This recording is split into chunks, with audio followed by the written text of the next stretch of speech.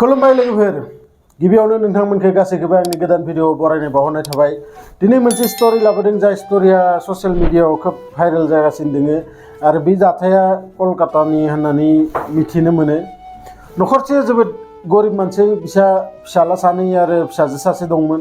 फिसाजोआ क्लास 6 आव फरायबोदोंमोन नाथाय बिमा बिफाया थाखानि अभाबाव फिसाजोखौबो नखरसे मानसिनाव खामानि मावनो दोनहरो। बेयाव 8,000 रां हरोमोन बिसा आरो बेयावनो फिसाजोआ सानसेया बिसानि न'आव थाहैयो आरो मोनायाव बिसानि न'निफ्राय फैनानै गावसानि न'आव उन्दुना थाफैयो। बेफोरबायदि खामानि आरो बे खामानिया जाबाय बै फिसाजोनि खामानिया जाबाय बिसा जि मालिकआ बैसोआ प्राय 60 बैसोनि आरो बै मालिकखौ माने फोथि खालामनांगो, बेखौ नायनांगो एसे। नाथाय बे बोराया 60 बैसोनिबाबो खोब स्ट्रं आरो सेंग्रायैनो दोङो, माने 50 बैसोनि बायदि गोजौ हाट्टा काट्टायैनो दोङो, जेबो माने बारा बेमार आजार गैया। बेखौ माने खामानिया ओरैबायदि बिनि मुलिफोरखौ टाइमाव होनाय गाइखेरफोर लोंनो लुबैबा गाइखेर फुदुंना होनाय, साहा लोंनो लुबैबा साहा फुदुंना होनाय, बैल' खामानिया। बाखि न'नि खामानिफोरखौ गावसानो नखराव मावो। आरो बिसा फिसौला सासे दंमोन, थिग बै सिख्लाजों बैसोजों समान, जायनि मुङा रबिमोन आरो बै सिख्लानि मुङा जाबाय रिंकिमोन।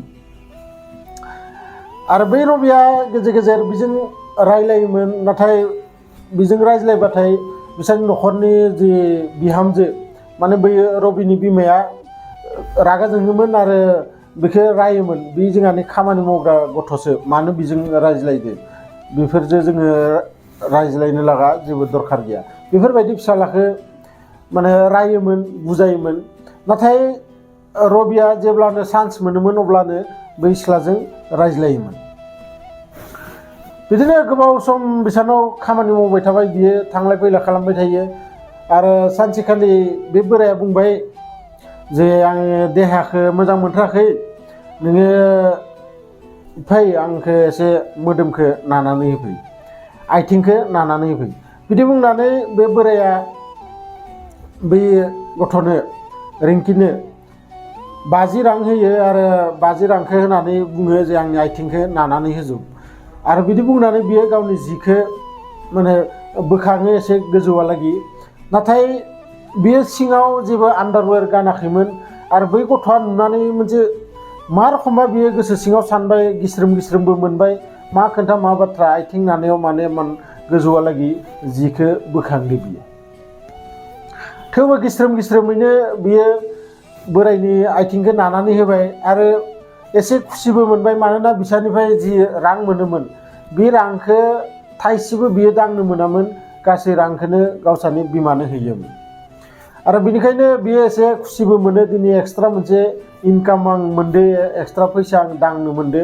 बेनिखायनो बियो गावनि गोसो मुथैनो मोजाङै बे बोरायखौ नानानै होयो, मोदोमखौबो आथिंखौबो। नाथाय बै मोनसेल' बिया माने गिस्रोम मोनबाय थाबाय। बोरायनि जि बुस्थुखौ माने नुनाङामोन बेखौबो माने खोन्थिनानै दोनबाय थायो बोराया। आरो बिनि उनाव बियो बिदिनो गिस्रोमनो नाखांनानै न'आव थांनायसै। आरो अखानायै फैबाय, अखानायैबो बिदिनो बोराया बिनो 50 रां होनानै गावनि खाथियाव लेंहरो आरो लेंहरनानै मोदोमखौ नानो थाखाय बुङो। आरो इखालिबो थिग बिदिनो बियो गावनि जिखौ बोखांजोबना होयो आरो बोखांजोबना होनायाव बिदिनो बियो लाजिस्रोम गिस्रोम नानानै इखालिबो बियो बै जायगानिफ्राय थाङो न'आव गिदिंनानै। आरो गोसो सिङाव सानो जे बे खोन्थाया मोजां नङा, बोराया मा सान्दों मा मादों मिथिया, आं गाबोननिफ्राय आरो खामानियाव थांलिया। आरो बिदिनो थिग बिमानि सिगाङावबो बुंबाय जे आङो आरो बिसानाव खामानि मावनानै मोजां मोनाखै, आं बिसानाव खामानि मावनो थाङा। नाथाय बिफानो बेफोर बाथ्राखौ खुलायै खोन्थानो हायासै बियो। आरो बिदि खुलायै खोन्थानो हायियाव बिमाया बुङो जे खामानि मावबाथाय बे न'आव था, नङाबा बे न'निफ्राय ओंखारलां, बे न'आव खामानि मावाबा मोनजानाय नङा। बिदि बुंनायाव फिसाजोआ मा खालामो, साननै न'निफ्राय ओंखारबोयो खामानियाव थांगोन होननानै। नाथाय बियो गुबुन गुबुन जायगायाव गुबुन खामानि नागिरबाय थायो नाथाय खामानि नागिरना मोना आरो बिदिनो बियो सानसेखालि रबिखौ लोगो मोनो लामायाव लोगो मोननायाव रबिया बुङो मा जाखो नों साननै जाबाय जोंहानाव खामानि मावनो थाङाखै आरो बिदि बुंनायाव बे रिंकिया बुंबाय जे ओरै थोरै बाथ्रा आं मोजां मोनाखै खामानि आं बेलेग खामानि नागिरगासिनो दोङो बेयाव आङो खामानि मावनो थांला होनना सानदों आरो बिदि बुंनायाव बे रबिया बुङो नङा नङा जोंहा आबौआ जोबोद मोजां नों मिथिया नोंनि हाबानि थाखाय आबौआ मासै मास 2000 करि रांबो जमा खालामगासिनो दोङो नोंसानो दरमाहाबो होयो आरो लोगोसे नोंनि थाखाय सना गनाबो बानायना दोनदो नोंखौ हाबा हरनो थाखाय जोंहा आबौआ जोबोद मोजां गोसो गोथार मानसि नों बेफोरखौ जेबो साननाङा बियो खोब मोजां मानसि बिदि बुंनायाव रिंकिया बुंबाय आच्छा होमबा आं गाबोननिफ्राय थांगोन खामानियाव दिनै थांलिया बिदिनो अखानायै थाङो आरो थांनानै बैदि आइथें नानाय खामानिया दा रेगुलार जाबाय बिना बोराया सानफ्रोमबो बेखौ आइथें नानो होयो मोदोम नानो होयो बिनि उनाव हठात सानसेखालि बिसानि न'आव बिसानि बिहामजोआ फन खालामनानै बुङो जे जोङो साननैनि थाखाय आलासि जानो थांहांदो गतिके जों नोंसानि फिसाजोआ जोंहानावनो थानांगोन साननै बेयावनो हर थानानै बेयाव गासै खामानिखौबो मावनांगोन जानाय लोंनाय गासैखौबो संना होनांगोन बोरायनो न' साफा खालामनाय गासै खामानिखौनो नोंसानि फिसाजोआ मावनांगोन बिदि बुंनायाव बिमाया हराव फिसाजोनो खोन्थाबाय जे ओरै थोरै बाथ्रा बिसा आलासि जानो थांहांदो नोङो बिसानावनो हरनैखौ था बै बोरायनो मा नांगौ मा नाङा बेफोरखौ नोङो हिसाब ला बिदि बुंनानै फिसाजोखौ थिनहरो अखानायै आरो फिसाजोआबो अखानायै फैनानै फुङावनो फैना साहा आरि फुदुंनानै बोरायनो होयो आरो सानजौफुआवबो ओंखाम आरि सब गासैखौबो संनानै होयो गावबो जायो बोरायाबो जायो आरो थिग बिदिनो हरावबो बिदिनो ओंखाम सोंखाम जाखांनानै बोराया बेखौ लेंहरो आरो लेंहरनानै बेखौ बुङो नानि दिनै आंखौ गासै मोदोमखौनो नाजोबनांगोन मानोना आं एकदम मोजां मोनथाराखै मोदोमखौ आङो माने मोदोमफोरखौ सानाय मोनदो नोङो आंनि मोदोमखौ नानानै हो आरो बिदि बुंनानै बे बोराया बिसनायाव टटेलि निउड माने बिनि मोदोमाव गांसेबो एसेबो जि गैयालासिनो बियो बिसनायाव उन्दुनानै होयो आरो बै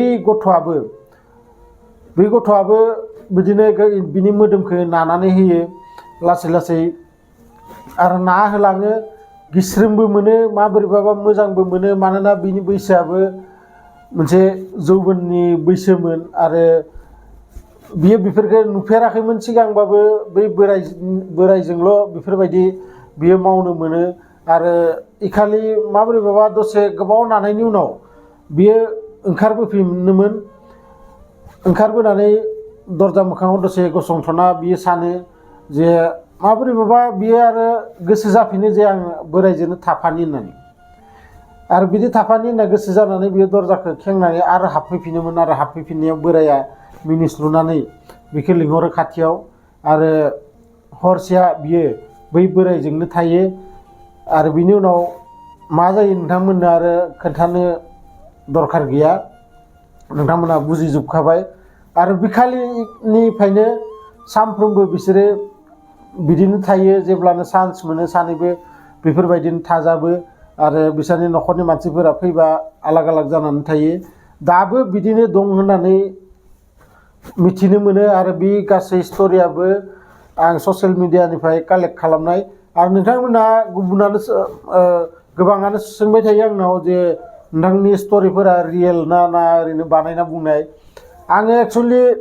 गासै स्ट'रिफोरखौनो ससियेल मिडियानिफ्राय इउटुबनिफ्राय नङाब्ला फेसबुकनिफ्राय बेफोरनिफ्राय आङो कालेक्ट खालामनानै नोंथांमोननि सिगाङाव आङो भिडिअ बानायनानै लाबो आरो बिनि भितराव बांसिनानो रियेल स्ट'रि आरो मायबा मोनसे मोननै भिडिअआ माने बानायनाय बाखि गासैबो रियेल स्ट'रि गोजा जायखिजाया नोंथांमोना भिडिअखौ मोजां मोनदोंबाथाय लाइक शेयार कमेन्ट्स खालाम लोगो मोनगोन नेक्स्ट भिडिअआव बिदिनो मोनसे इन्टारेस्टिं भिडिअ लानानै गोजोन्थों।